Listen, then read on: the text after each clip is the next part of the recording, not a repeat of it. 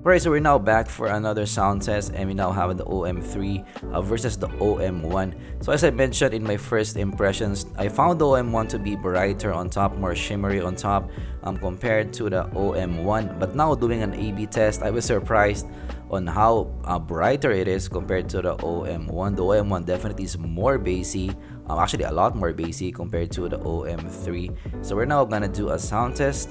First is the blind test, and after that I'm gonna reveal the IEMs. But definitely they're still both bassy, but the OM1 is a lot more bassy compared to the OM3. So let's start the sound test now.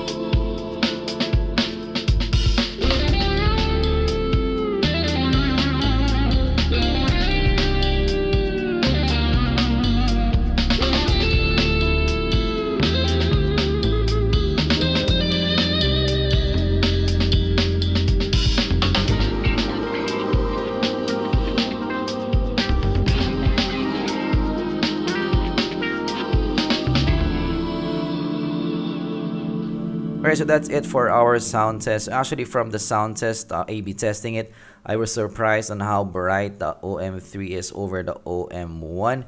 They're still both bassy, and yeah, the OM1 is kind of a more relaxed listen. The OM3 is now kind of more detailed listen over the OM1. They still have their, both kind of similar tonality in the sound, but yes, OM3 improved on the highs, which is actually something I like.